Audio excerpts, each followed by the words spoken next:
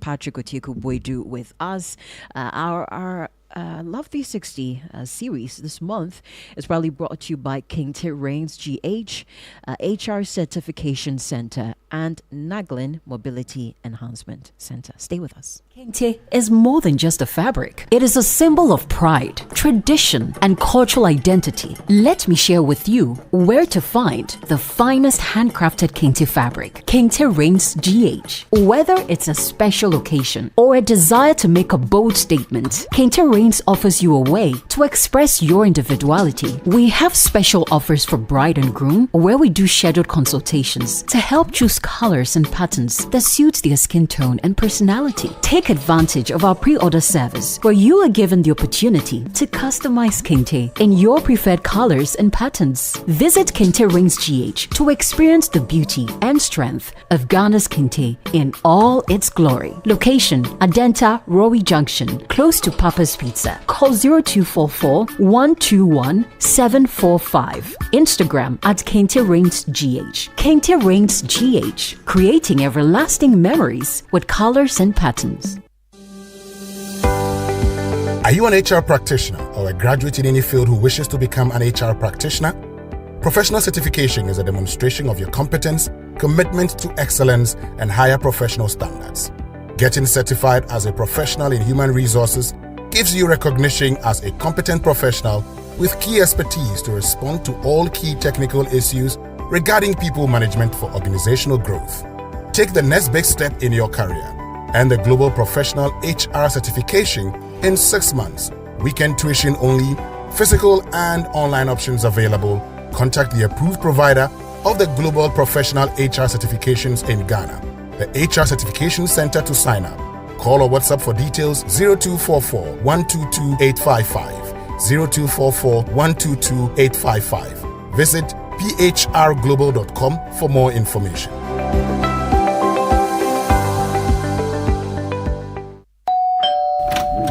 Hey, Yabana, good morning. Is Max in? Kojo, when did you return from UK? Your friend has gone to the bank. He's going to make payment for his brother's spine surgery. Spine surgery? Yes. The doctor said only surgery can save him in his present condition. Abina, are you the only stranger in Ghana? I returned to Ghana because of my spine condition, and Naglin has treated me without surgery. Naglin? Yes, Naglin Mobility Enhancement Center is the only alternative to spine surgery in Ghana. They treat cases like spondylosis, degenerative disc disease, spinal stenosis, scoliosis, antrolisthesis, and many more, providing wards for patients from outside Accra. Let me call Max immediately. This is the best news I've heard. Where are they located? Between Chandra Hill Roundabout and Taifa Junction, right by the main road. Call 0244 376 189. Naglin Mobility Enhancement Center. You will walk again. This month on Sunny 88.7 FM, love takes center stage in every direction of your life. Love 360 is a powerful month-long series exploring love for God, self and family, love for work or business, and love for health. Catch Love 360 on I Am Drive, Positive Soul Food, and Sunset Drive all through February. Love 360's real conversations, hope-filled stories, and practical wisdom will help you rediscover the true essence of love. This February, love goes full circle on Sunny 88.7 FM. Love 360 is brought to you by HR Certification Center, Naglin Mobility Enhancement Center.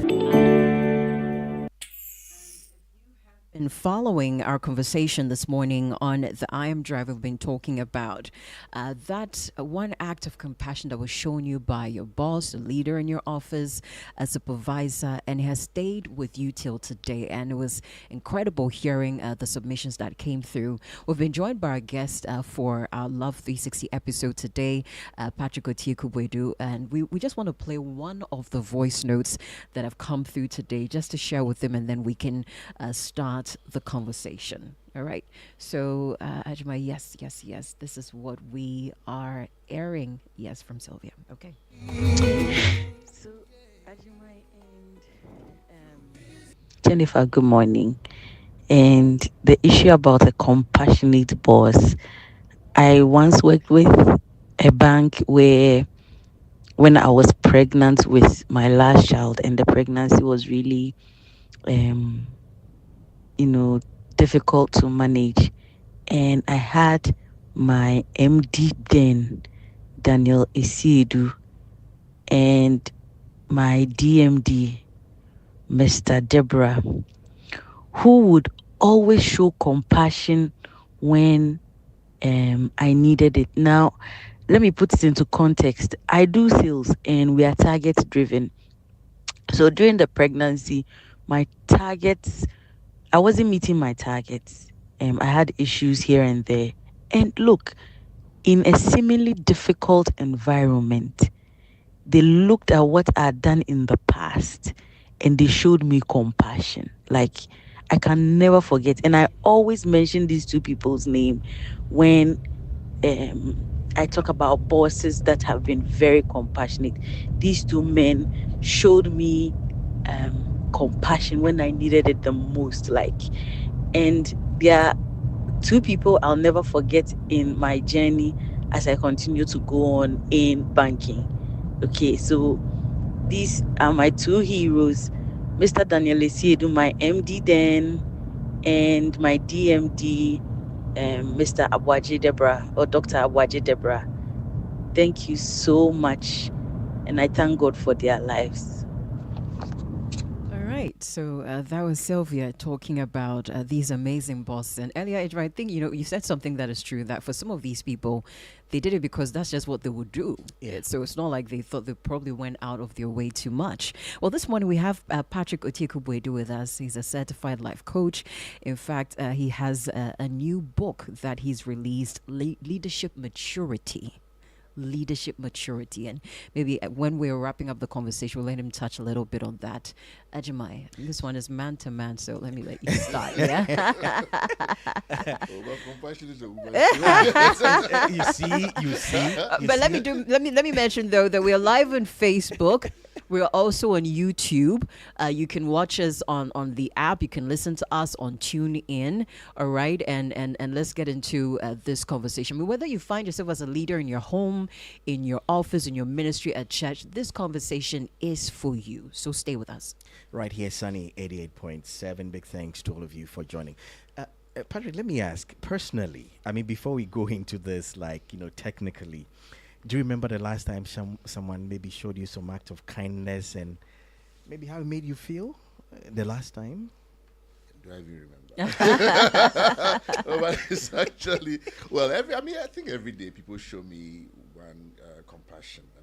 And it cuts across. I mean, you are in traffic, you want to enter, the traffic is heavy, somebody, gives you access and all that. That's compassion, you want some service, you go somewhere, somebody goes out of his way. It probably may be close in time. He goes out of his way to provide a service for you. That is the act of kindness, act of compassion. So in our homes, we do the same thing. I mean, so you need something, instead of getting up to go and pick the thing, somebody thinks about you, feels that, look, let me make life comfortable for you. That's an act of compassion and kindness. So in all spheres of life, we are always surrounded by compassion. Now, Jenny, we can go technical. Now we can go technical. I don't know, when we talk about leading with compassion, yes. I mean, to you, what does it really mean in everyday life, especially from people who probably are going through some stressful moments? Rent is due, school fees is there, and everything. Marriage wahala, coming to work. Leading with compassion, how does that mean to you? Okay, so thanks for the opportunity. When you're leading with compassion, okay, let me break it down this way. Everything you're doing, there are basically two parts of what you're doing. You are doing the task part and you are doing the relationship part. The relationship part serves as a foundation or the glue that helps you to perform the task very well. So wherever you are, when you are in the office or wherever space you find yourself, you are supposed to do something. You're supposed to execute. You're supposed to meet goals. You're supposed to meet targets. Now, those targets that must be met are the level of strategy and structure. But then below that, the foundation that you need to build is relationship. And relationship, one of the very key or the things that you need in relationship is actually compassion.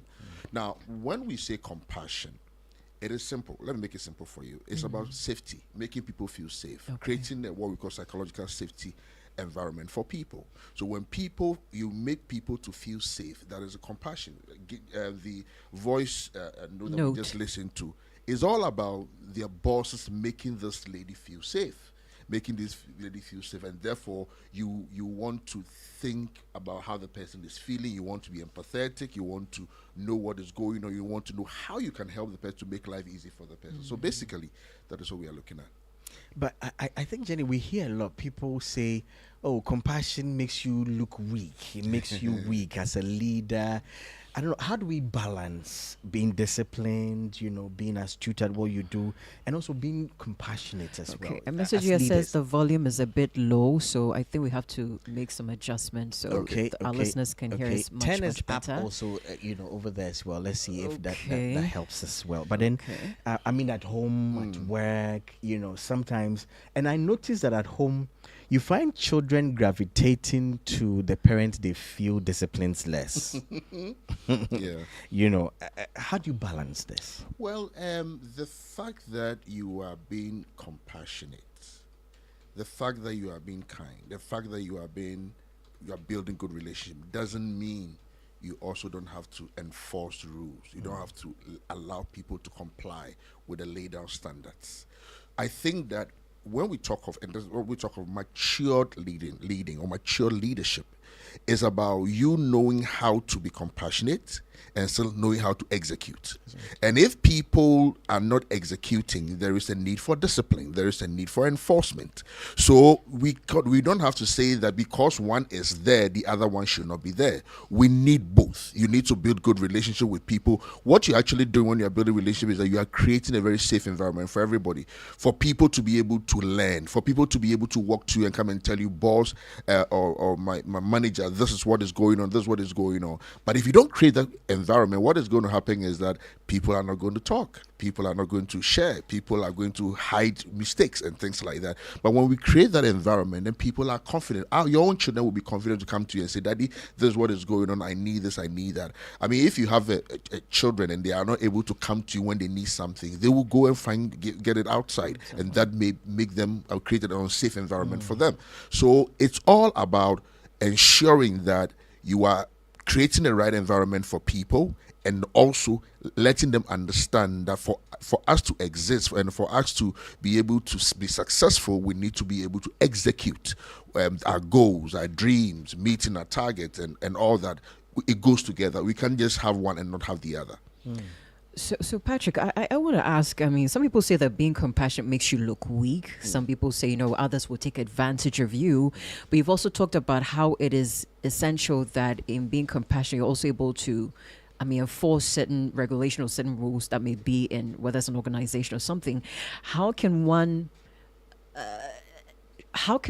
display this act of compassion or walk as in compassion as a leader, and also set the boundaries, enforce the rules, enforce the regulations? How do you find the fine line between these two and make it work as a leader?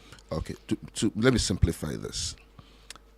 About 50 years ago, neuroscience discovered, and today as we sit here, we know that we don't have a single brain. We have what we call multiple brains. Okay, your head has a brain, your gut, your heart is a brain, and your gut is a brain. So what are you leading with? When people lead with one, if you lead with your head, you are analytical. You don't feel for people. You're not compassionate towards people.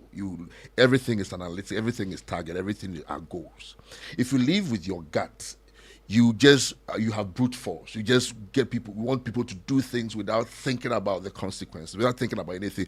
Whether they are sick or not, you don't care. You call them. The first thing you ask, you're not asking whether maybe they've been admitted at the hospital. You call them. You're asking for the target.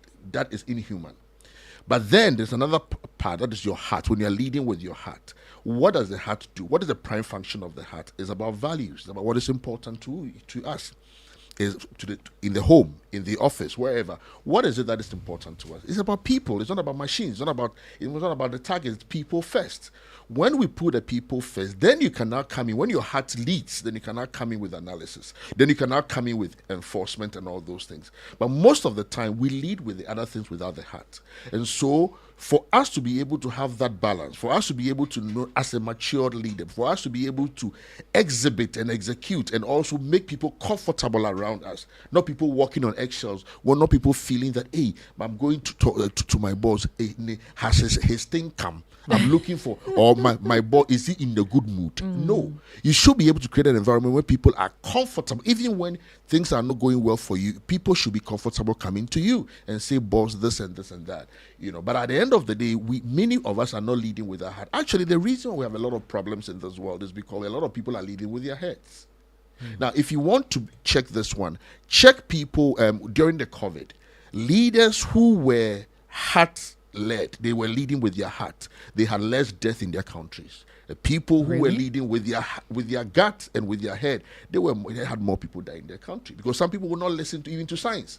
They didn't believe in science. And therefore a lot of people died. So when we say leading with your heart, it's about leading with values. What is important to you? If we come to this organization, what is important to this organization? So what are the values? So we stick to that. But above all, the primary thing is that we must focus on humanity. We must focus on human beings. Now, beginning of the century, we're focusing on things like command and control. Before 1945, the Second World War, everything was command and control, military style kind of thing. Then along the line, people felt that wasn't going to work. People went into systems and all those things. Then we moved on. Today, you can't lead with command and control. Okay, even if you have command and control, it should be very minimal. Okay, of course, maybe some of the areas we are working with people like construction workers on the field, you may have some kind of command and control. But today, it's about flourishing humanity. It's about health of people. It's about welfare of people. It's about the happiness of people. I work with a company in Tema. They are a fast-moving consumer goods production. They have a factory there. Now, because of the health facility, because of high standards, nobody is permitted to park close to the shop floor. But they said that no, they are pregnant women, they are nursing mothers. So what they did was that they built a crèche in there, so you can come with your nanny to come and take care of the baby, and from time to time you go and feed the baby. Now, again, they also allow pregnant women to drive closer. This is compassion. This is compassion. So I think that we need to understand that it's actually we ensuring that we are creating a safe space for people who work with us, people who are in our homes, people who are in our environment, our housemates, our drivers, everybody. Let's make life comfortable for them. Patrick, how have you seen this impact productivity in organizations, whether it's in a ministry, even in homes? Yeah. How have you seen this impact? Greatly. Because remember, I said that we have the compassion sits at the relationship. That is the foundation. Now, if you don't have the foundation will affect the superstructure. It will affect the building itself. So if you don't have good relationship with the people, if people are not comfortable, if we are not compassionate towards people, then sometimes people can even cook numbers for you as target, because again they don't believe the system, they are gaming the system. But when you are compassionate, you bring some level of authenticity, you bring some level of truthfulness into the system, and people will work with you. I want people who will, if things are going bad, to be able to give me the right feedback. Not people who lie to me. I want people to give me right feedback. I want people to be able to tell me the truth for me to be able to work on myself. So I need to know myself, be self-aware, but also hear from people what people are saying. If you don't hear from people, then like we say in Chi, so you end up getting to a place and you realize that the road is crooked, and it's been crooked for a very long time. For a very long time. And that is your productivity, that is your performance, and then you have to come and do mid-course correction, which is very expensive. Jenny, I would love for us to even begin from where do we start? Patrick, for that person listening, maybe at home, at church, in corporate, saying, listen, I want to be a good leader. I want to be a compassionate leader. Are there maybe a few steps that where we begin from? At home, at church, at work? Where do we begin from? I think number one, let's place human beings first. Let's place human beings above everything, above money, above systems, above whatever. So that when you are making decisions, when you are planning, it's about people. It's about people. Look, On your deathbed, and I do this exercise all the time when I'm running sessions. I tell people, if the doctor tells you have 3 months to live, what would you do? And almost invariably, there are about 3 things people write. It's about relationship with God, relationship with people. That's all. Money doesn't even come in. On your deathbed, you don't ask for bank account. You ask for relationship. Where is my son? Can you call my son for me? And therefore, let's elevate humanity. Let's elevate human beings. And let's make life comfortable. There are people who are not listening to anybody. There are people who are shouting at people and all those things. And especially in corporate environment, I think it's childish when you are always yelling and shouting at people. Because yelling and shouting is for emergency. When God created us such that when there's a distance between you and your child is going towards something dangerous, when you shout, the child must freeze for you to recover. But if it's everyday affair, it loses its value. It loses the impact of it. So at the end of the day, and that is the reason why, what do? High-pitched sound, ambulance, fire service, and all that. So it means that technically it's for emergency. Ambulance, police, the motorcade, and everything high pitch. Why? So that when you hear, you can give way. When you hear, it's because it's an emergency. It's not a normal situation.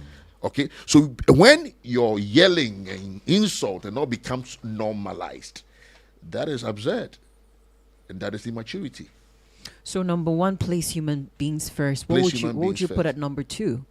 Number 2, I'll say that listen to people. Learn to listen.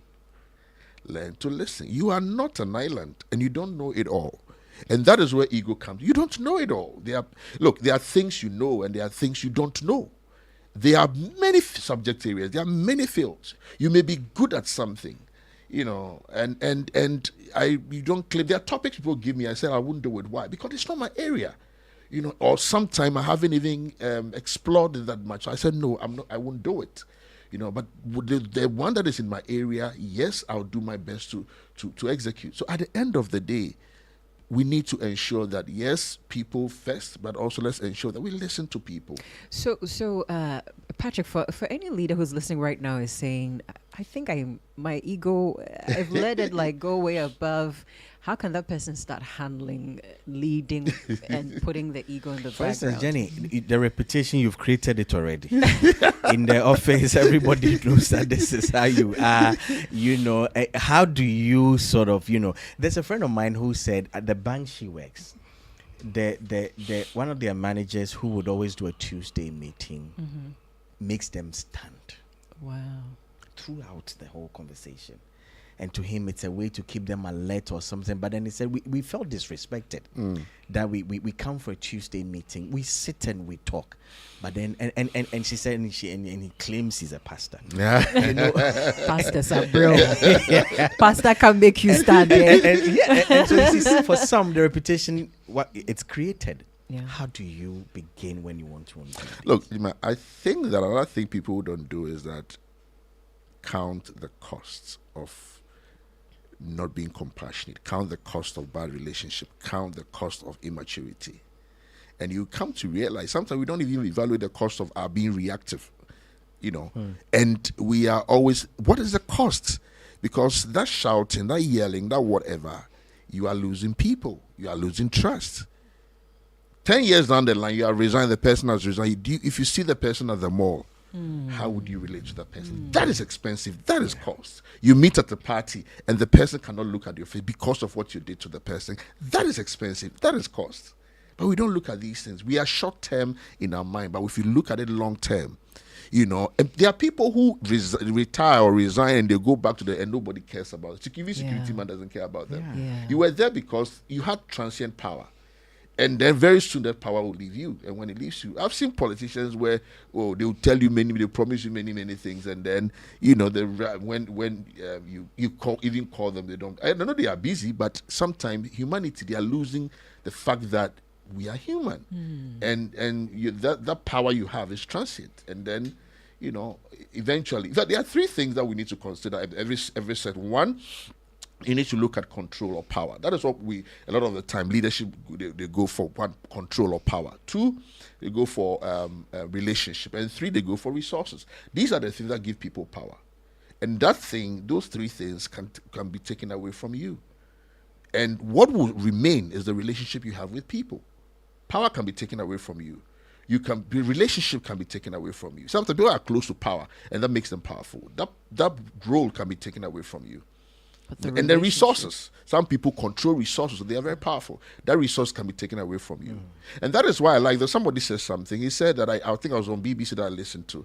He said that if you're taking a loan, for instance, you don't take a loan and buy consumer items. You take a loan and put it in your head. Why? Because when you are even in prison, you can't be dispossessed of the knowledge you have, the skills you have. But when you buy anything else, you can be dispossessed of them. That is very, very important, that whatever we are doing, let's look at long term. Let's look at what we are putting in ourselves, the skills we are developing. If you are in prison, the skills cannot be. I've been to the prisons and I've seen very talented organists, very talented musical people. I mean, fantastic. We had services and then they are playing and I'm saying, wow.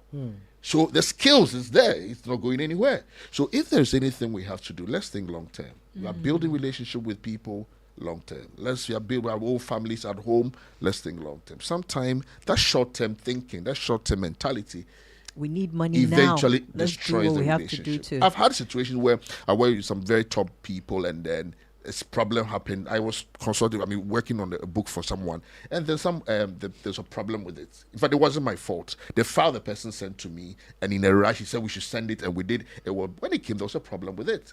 Now, I checked with a few people, oh no, it's not your fault, so don't pay. I said no. So I called my designer, he said, let me see. He was able to do something about it, which came out perfectly.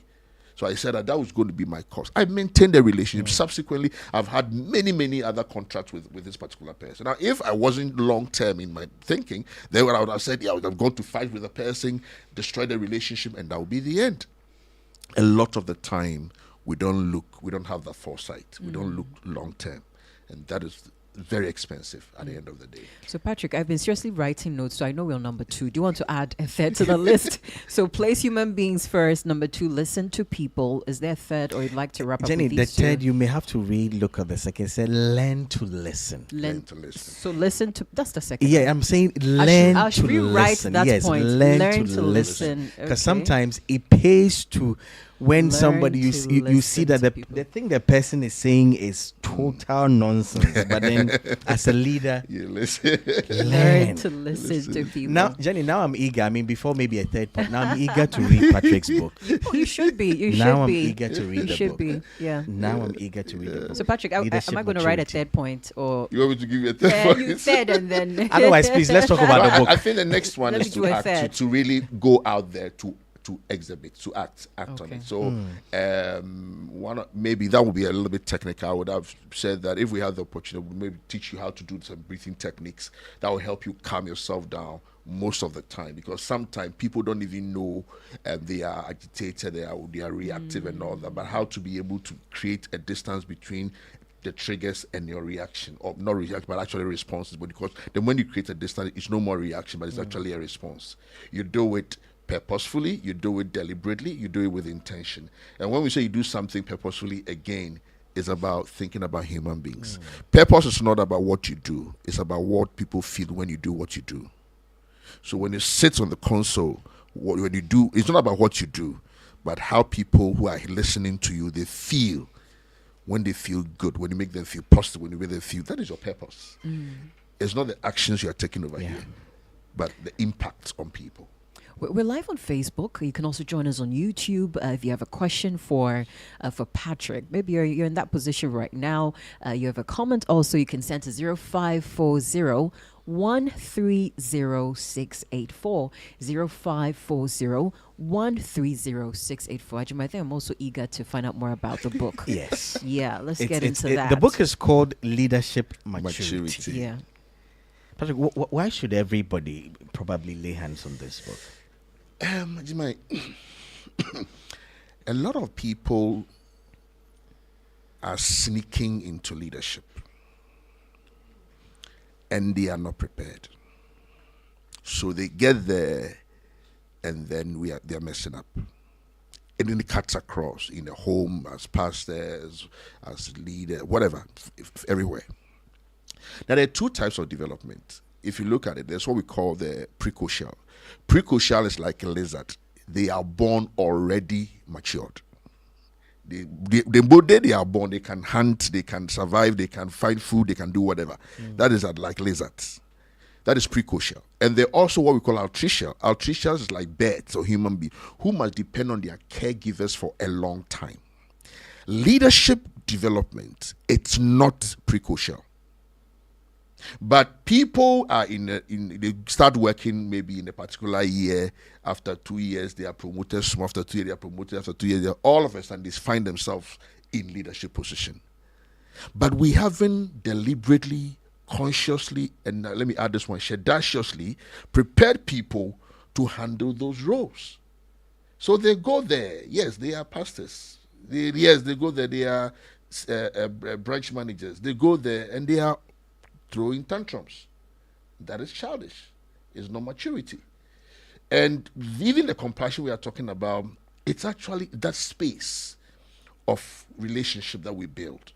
So basically the book talks about how we can transition from position, occupancy mentality to influence, to impact, ensuring that the people are first. The people we work with. So how to work through people. And there's a way to work through people that you can get the best out of them.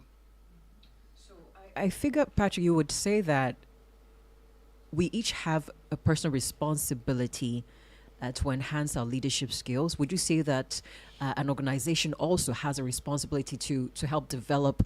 Because like you're saying, it does happen. Someone came in, was at front desk, has moved up, but really no formal training has the company been able to give them. Exactly. When things go wrong, it's like you're held. And what are the responsibilities of both parties? I think that is why organizations have either HR or even small organizations. Some don't even have HR. Some kind of, maybe admin.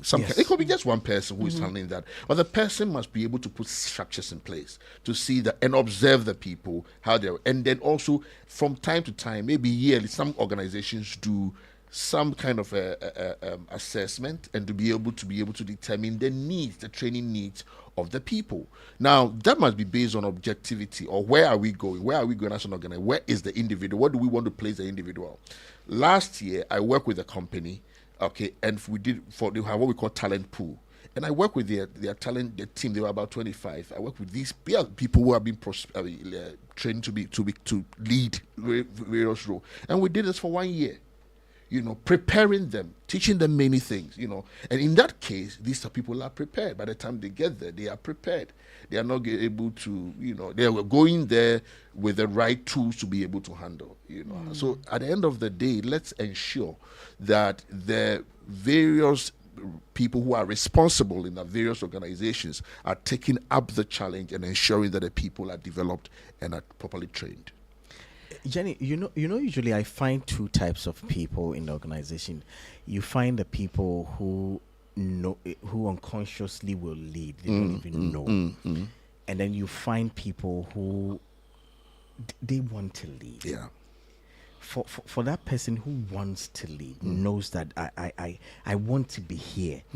What are some of the things such a person should do? First, I would say read this book. I want to read it now because I want to find out all about that kind of mature leadership. Because I think when it comes to leadership, the maturity is always what distinguishes. People are already correct. There. There's balls. That's correct. But then you find that the ones people gravitate towards are mature. Yeah. Decision making, how they so that person, not the person who would arrive there through the mail, but that person who knows right from the beginning, this is where I want to go. Usually, what would you recommend the movements of such? So I think the first thing we need to do, and again, it's in the book. First of all, it's self-awareness. Do you know who you are? Do you know yourself? You must start from there. You must know yourself. And today, there are scientific ways of determining your profile. Profiling you and determining your. I'm a client for the business partner, so we are able to profile you and be able to know that this is your tendencies. These are the things you do. These are your weaknesses. These are your strengths, and therefore, and then we help you. We guide you to be able to enhance your strength and be be able to reduce your weaknesses and things like that. That is number one. The other thing you have to do is that you are going to work with people. You need to be able to understand the people in your space, the people in your environment. Now, the person is either an analytical person, because if you are like a red, action-oriented person, you may have a problem. You may see somebody who is a green or like a blue analytical person as slow. But is a person really slow? No, the person is designed for something. So the person functions well. So somebody who is analytical, for instance, will do well as an auditor, will do well as an accountant, will do well as whatever, things like that. But somebody who is also a typical yellow person, or what we call from the yellow village, is going to be somebody who brings creativity, who brings adhocracy, who brings dynamism in the team. And so sometimes you work with an organization, you realize that they are all shifted towards one particular place, and they don't talk to it. They are just listening to the people, and you only have few people bringing dynamics. Sometimes even the age dynamic will let you know that this company is an old company, and you don't have young people there. So there should be deliberate attempt to bring young people into, dilute the sometimes what we call the hierarchy culture or the clan culture kind of mentality, and all these things are captured in the book that will help you to be able to, I like the idea of the young people coming in, and I think at this point I want to commend Eugene. Eugene is one young man who came through Sunny a few years ago, and I think he's brought some really good stuff to what we do here at Sunny, and I think the guys. Today, vote of thanks. Thank you to Ezekiel, you've been to asking Bless, people, so our usually young you're man. like, so what will you eat today? But haven't I done anything that would Be patient. Be patient. Patience is Ajima, a did you virtue. get chocolate in Valentine? I haven't gotten You haven't gotten one. and nothing. Oh, what kind you of keep life? asking people, what will Our you eat young today? men have brought some Please dynamics. ask Actually, me. you're not young. I'm talking about the young men. Ajima is young. Oh. Please, Really? I'm a very You're fantastic young man. handsome young man, Archie baby. So Patrick, I'm looking forward to reading the book. Yep. But I've also seen that you've been sharing on your status about the leadership maturity advantage. I mean, there's a conference you're going to be having. Yeah. I really want you to, because I want to be in that as well. I'm sure many yes. others listening in would want to. Yes. So what we're going to do, thank you. So what we're going to do is that we're going to say that, look, we're going to have 2 days to go into the book, to go and break the book down, various aspects of it. Different. We will be doing exercise. We'll be doing case studies. We'll be doing many, for you to appreciate the power of maturity. You see, so that is what we are going to do on the 12th and the 13th of March at the Palms. The Palms, by Eagle. So that is what we are going to do on the 12th and 13th of March. And I can guarantee you there are going to be new things you are going to learn. Not only that, we're going to have a practical session. I mean, you are in good hands, because we are coming with NLP, Master Practitioner. I'm coming with end-braining knowledge. I'm coming with timeline therapy knowledge. So it's actually going to be new power of neuroscience, and we are going to make it practical. We are going to do breathing techniques, practical session. We are not, if you are angry, what do? We teach you how to do it. We help you how to do it. So you're actually going to come out of this conference smarter, sharper, and I'm telling you, you're going to cut when you come out as a leader. I'm excited, and I hope you listening in are also excited. I think if you in ministry, I mean, wherever you find yourself, you may be a leader in one way or the other. So you definitely want to be at this program. So I see how to transition from positional authority to authentic influence, how to intentionally develop leadership depth for long-term impact. This is a good one. So 12th and 13th, what time? How can we register? What does the package come with? It's 8:30. It's 8:30. We started at 8:30. Of course, you have to be there earlier, because it's 8:30. We've just started. 2 minutes, because you lose so much. Wow. And then we close at 4:00. Okay. All right. And then, of course, your coffee break and lunch, no problem. It's taken care of. And then we're going to have you're going to get everybody's going to get the book. You're going to have the multi-sensory information that we're going to share. Multi-sensory and multi-layered. Training that is effective must be multi-sensory. Multi-sensory means that all your senses are activated. Number 2, multi-layered, it means that you have 6 layers we are going to work with. We're going to work with environmental issues, behavior issues, capability skill issue, beliefs and value issues. We look at identity, and then we look at purpose, the ultimate. So at the end of the day, you leave there prepared and you leave there really equipped to lead.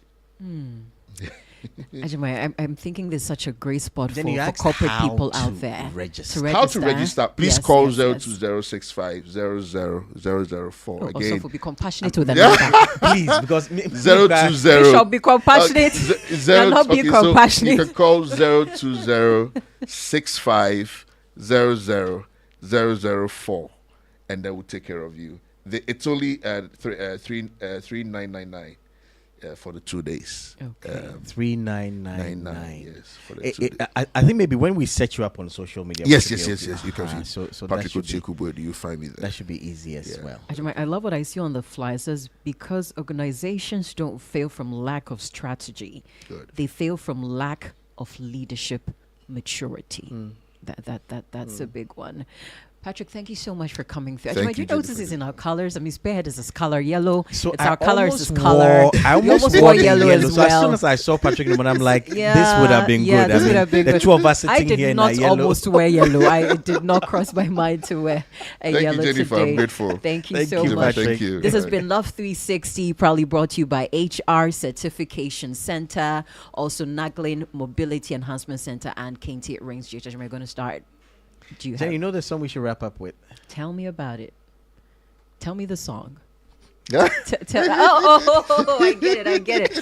Oh, this may be a good time to talk about this. So You know, Jenny, we do get a lot of messages Almost coming every in. single Who time. did the song? Who did the song? it's right here. You know, So the song and- we're about to play is by Patrick's wife. Here on the Haiti. morning show, that you hear it, but today And on the maybe- afternoon, anytime with people like, I mean, where can I find this song? So his wife, she wrote and produced the song. Yes, So you're going to hear it this morning. This message says, "Good morning, Sunny FM. It's Benjamin from Tema. I love you guys so much." So we're going to play Heidi's track for you. You know, I told her she's the only Heidi I know since I was born. I mean, living in Ghana, I know only one Heidi. It happens to be her. So Love 360 brought to you by HR Certification Center. They're going to help you get certified in just 6 months. You're an HR practitioner. You're a fresh graduate. It's an international certification. It gives you recognition and credibility that you need. Weekend classes only. You can study online or in person. So today, make that smart move for your career. Call or WhatsApp 0244 122-855 0244 122-855. And Naglin, I mean, for those of you who have your doctor recommending surgery as the only option for your spine condition, I want to give you a number to call. Please write it down: 0244 376 189. Now that's the number for Naglin Mobility Enhancement Center, the only alternative to spine and knee surgery cases in Ghana. They're in between Tantra Hill Roundabout and Taifa Junction. You can reach out to them on 0244 376 189. Jen, let me share the good news about Kente Rings. Yes. Now they're sewing your Kente for you as well. You are not just buying authentic Kente from them. They sew for you as well. So for your parties, your weddings, all your special moments, don't wear plain clothes. Please wear royalty. Find them at Adenta, Roi Junction, close to the Papa's Pizza. Call 0244 121 745. That is 0244 121 745. Or check them out on Instagram at Kente Reigns GH. Okay, now let's listen to the song you all love here, "We Will Praise" by Mrs. Otieku Boadu, Haiti.